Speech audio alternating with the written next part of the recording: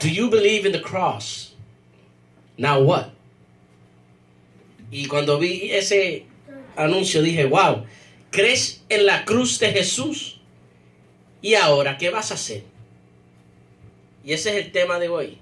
Dos preguntas bien fáciles pero bien importantes para nuestras vidas. ¿Crees en la cruz de Jesús? ¿Y ahora qué vas a hacer? El símbolo de la cruz es un símbolo, el símbolo más reconocido en toda la historia de la vida. No hay ni una persona en la sociedad corriente y común que al ver la cruz, la mente no lo lleva a la historia de amor más bella escrita en la historia humana. La historia de cual yo le hablo es del sacrificio que hizo el Rey de Reyes, el Señor de Señores. Les hablo de nada más de la crucifixión de Cristo. Para otros, el símbolo de la cruz simboliza nada más que una religión más o un cuento de hadas. Para mí, significa vida en abundancia. Significa transformación de muerte a vida. Para mí significa otra oportunidad para intentar alcanzar la meta en cual no podía llegar por causa del pecado. Para mí significa mudanza del viejo hombre a un hombre nuevo. Para mí significa amar al prójimo como a mí mismo. Para mí significa cumplir el propósito predestinado antes de que fuese formado en el vientre de mi madre. Para mí significa ser hijo de Dios y no un esclavo del pecado.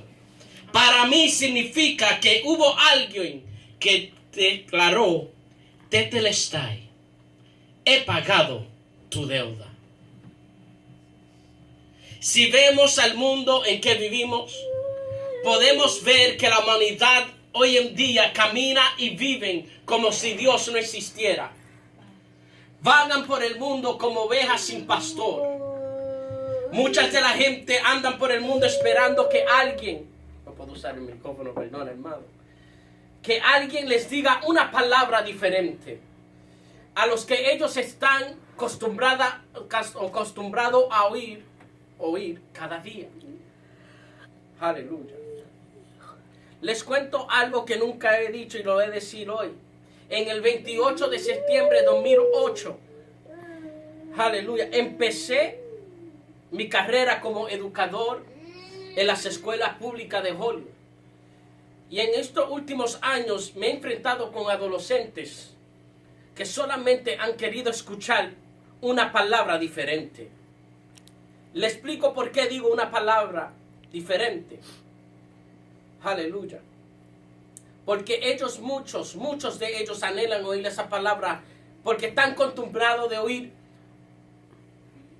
tú no vas a graduarte, tú no vas a ser nadie, tú no vas a alcanzar a lograr tus metas, tú solamente es un número más en la estadística del distrito de fracasos. Tú eres otro número más, otro ser más, en cual no le importa si te gradúas o no. Pero cuando pasaron por el salón que Dios me permitió de trabajar en él, se encontraron con alguien bien diferente. Porque Dios me dio la oportunidad y me conmovió a decirle a esos estudiantes: déjame decirte que tú no vas a ser otro número más para la estadística del distrito. Déjame decirte, tú vas a poder lograr tus metas. Déjame decirte, tú vas a llegar a ser alguien grande. Amén. Tú puedes lograr cambiar las circunstancias de tu familia. Tú no eres lo que la sociedad quiere que tú seas. Tú eres lo que tú estás predestinado a ser. Amén. Tú eres una persona que puede ser una diferencia en la comunidad, en la sociedad, en tu casa, en tu trabajo, donde quiera que tú seas, tú te pares, vas a hacer una diferencia. Amén. Hoy en día me encuentro con muchos de ellos que se han graduado y me han dicho: Mr. Robles, gracias que fuiste la diferencia, porque hoy soy un trabajador de vendiendo casas, soy un trabajador haciendo esto, haciendo lo otro. Veo la diferencia. Muchos de esos estudiantes pasaban, varones, por mi casa, por mi salón, con sus pantalones hacia abajo como la comunidad. Y yo le decía, si tú quieres que te respeten, tienes que andar con respeto. Y él me dice, ¿cómo puedo hacer eso? Dice, primero que nada, tienes que aprender que tu vestir deja de decir mucho por ti. Si quieres que te miren como un hombre respetuoso, tienes que cambiar la forma que tú vistes. Tienes que andar diferente. Tienes que hablar diferente. Aún a las jóvenes, ellas cuando venían a mi clase, le decía, si tú crees que una persona te está mirando con deseo, tienes que mirarte en el espejo y verte, a ver cómo estás vestida. Porque si estás vestida provocadamente, no estás dejando nada para imaginación, para ellos decir que tú eres alguien fácil. Para que te respeten como mujer, tienes que vestirte como una mujer hecha y derecha. Aleluya. Párase delante del espejo y mírase y dice, estoy adecuado para llegar hacia la comunidad, estoy adecuada para verme, estoy adecuado para que alguien diga, es una persona respetuosa. Hoy en día me ven y me dicen, gracias por ese consejo, gracias por ese apoyo, gracias por esto, gracias por lo otro. Y así mismo fue lo que Jesús hizo a ver el hombre leproso. ¿Cuántas veces ese leproso a lo mejor no le pasó por el lado a los sacerdotes grandes, a esos del concilio que estaban persiguiendo a Jesús? Porque déjame decirte, el concilio cuando Jesús pasaba, ellos estaban detrás con la multitud para ver, entender y escuchar a ver lo que Jesús iba a decir, porque siempre estaban tratando de buscarle una manera a llevarle la contraria a Cristo. Por eso fue que cuando ese hombre se inclinó delante de él y le dijo, Jesús, Señor, ¿puedes limpiarme? Jesús le dijo, sí quiero. Pero me encantó lo que le dijo, Señor, si quieres, puedes limpiarme. Muchos por allá en ese mundo, muchos en esa calle están pidiendo, Señor, si quieres envíame a alguien que habla. Y quién sabrá si esa persona le pasa por el lado a alguien y le dice, no, Dios le dice en ese oído, háblale. Y le pasan por el lado porque está muy afanado, está muy ajorado. La vida ajorada no te deja escuchar la voz de Dios para que le puedas hablar a una vida. Amén. Por eso que nos dice, no afanaos, no se afanaos de las cosas de este mundo. Aleluya. Cuando Jesús le responde, quiero ser limpio, al instante su lepra se fue. Así también tenemos que ser nosotros. Después de que si alguien necesita un abrazo, no importando la condición de la persona, se le dé ese abrazo. Aleluya. Que si alguien necesita un abrigo, no importando, mira hermano, dale el abrigo. Aleluya. Que si alguien quiere ser limpio de su pecado, donde quiera que se encuentre, sea en el supermercado, sea en la gasolinería, sea en tu casa, sea en la iglesia, sea donde quiera, le presentemos a Cristo y quede limpio de su pecado. Amen, yes. Jesús es el ejemplo más grande que tenemos para nosotros, que somos gente que vivimos en el camino. A Él no le importó si tenía que salvar a una vida, aleluya, en los atrios del templo en el día del reposo. A Él no le importó si los grandes del concilio estaban a su favor o si estaban en contra de su favor. Jesús proclamó las palabras del profeta Isaías cuando él dijo, el Espíritu del Señor está sobre mí, por cuanto me ha ungido para dar buenas nuevas a los pobres. Me ha enviado a sanar los quebrantados de corazón, aleluya, a pregonar libertad a los cautivos y a visitar y a vista a los ciegos, a poner en libertad a los oprimidos. Esto se encuentra en Lucas 4:18, cuando él dice, me he enviado a los quebrantados de corazones. ¿Cuántas gente nosotros nos conocemos que hemos visto que están quebrantados de corazón y solamente necesitan una sola palabra de aliento? Hermanos, aleluya. Santo tú No eres, podemos Dios. ir con nuestras cargas a visitar a alguien que está cargado. Qué lindo se vería que alguien te llame, hermano, necesito una palabra de aliento. Y cuando vayas a visitarle, le estás hablando de tus problemas. Yes. Aleluya. Uno con problemas y después otro escuchando más problemas encima. ¿Qué tú crees de eso? Aleluya, hermano Ignacia se ríe. Gózate, hermano Ignacia. Yo sé que esta palabra te está tocando. Aleluya.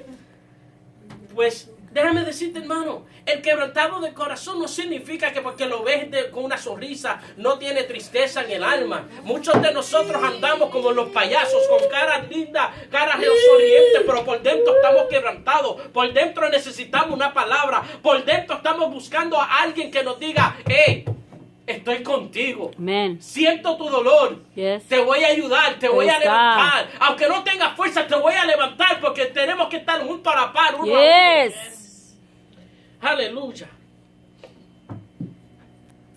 Y ahora nuevamente te pregunto, ¿crees en la cruz de Jesús? Y ahora, ¿qué vas a hacer? Aleluya. Estarás como muchos que han decidido no abrir la boca para no ofender a nadie, porque hoy en día hay un cuco por ahí que no se puede hablar de contra esto, de contra lo otro, de que esto es algo, esto es lo otro. ¿Por qué? Porque se ofendimos en la sociedad. Hoy se está lamentando una sociedad bien sensitiva. A los tiempos de antes yo creo que al primero que veían medio funny le decían, mira, está funny, arréglate. Pero con palabras más rudas, y yo creo que ninguno de nosotros fuimos ofendidos, si no somos los hombres y las mujeres que somos hoy en día. Aleluya. Amén. ¿O estarás dispuestos para proclamar que creer en la cruz de Jesús es poder perdonar sin duda? Glory to Porque God. muchos dicen, yo perdono, pero después se preguntan, ¿perdoné de verdad? Eso es una media duda. Aleluya. Que creer en la cruz de Jesús significa amar a todo ser humano, aunque te odien. Amén. Porque Cristo murió en una cruz por amor. Yes. Porque Dios es amor. Cristo también es amor y murió por amor. Aleluya. Amén. Que creer en la cruz no es una religión, que es un reconocimiento que sin Cristo nada somos, porque Él es todo. Tal vez estás pensando que nadie te escucha, pero déjame decirte que a lo mejor no ves el cambio de la persona en ese momento que oraste por la salvación, pero tenemos que recordar que sus palabras no retornarán para atrás vacía. El tiempo es nuestro mejor amigo. Amén. Amén. En el sentido que si tú oras por una persona por salvación y tú no ves el cambio en el momento, el tiempo dirá, porque el tiempo le pertenece a Dios. Recuérdate que Dios es el que transforma. Nosotros damos la palabra, pero Dios y el Espíritu Santo hacen su labor. El Espíritu Santo transforma a la persona al divino tiempo de Dios. Amén. Nuevamente pregunto, ¿crees en la cruz de Jesús? Y ahora, ¿qué vas a hacer? Santo Jesús. Para concluir, le voy a dejar una anécdota que me tocó mucho.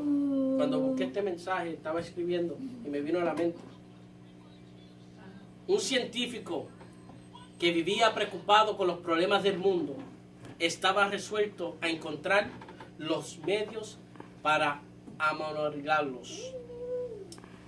Pasaba días en su laboratorio en busca de respuestas para sus dudas. Cierto día, su hijo de 7 años invadió su santuario. Decidió ayudarlo a trabajar. El científico, nervioso por la interrupción, le pidió al niño que fuese a jugar al otro lado. Viendo que era imposible sacarlo, el padre pensó en algo que pudiese darle con el objetivo de distraer su atención. De repente se encontró con una revista en donde había un mapa con el mundo justo que le precisaba. Con unas tijeras cortó el mapa en varios pedazos y juntó con él un rollo de cinta. Se le entregó a su hijo diciendo: como te gustan los rompecabezas, te voy a dar al mundo todo roto para que lo repares sin ayuda de nadie. Perdón. Entonces calculó que el pequeño le llevaría 10 días componer el mapa. Pero no fue así. Pasadas algunas horas, escuchó la voz del niño que lo llamaba calmadamente: papá, papá, ya hice todo, conseguí terminarlo. Al principio, el padre no creyó que el niño pudo lograr esto tan rápido. Pensó que era imposible que a su edad haya conseguido recomponer un mapa que jamás había visto. Desconfiado, el científico levantó la vista de sus anotaciones, con la certeza que le vería el trabajo digno de un niño. Para su sorpresa, el mapa estaba completo. Todos los pedazos habían colocados en sus debidos lugares. ¿Cómo era posible? ¿Cómo el niño era capaz? Hijito, tú no sabías cómo el mundo era. ¿Cómo lo lograste? El niño le respondió: papá, es verdad, yo no sabía cómo era el mundo. Pero cuando sacaste la revista para recortarlo, vi que al otro lado estaba la figura de un hombre. Y así que di vueltos los recortes, comencé a recomponer al hombre que sí sabía cómo era. Cuando conseguí arreglar al hombre, de vuelta la hoja, di vuelta y vi que había arreglado el mundo. Yes, qué lindo. Hermanos, para poder cambiar un mundo, tenemos primero que cambiar un hombre. Yes. Amen. Hasta aquí mis palabras y las palabras del Señor. Hermano, Señor le bendiga. Amén.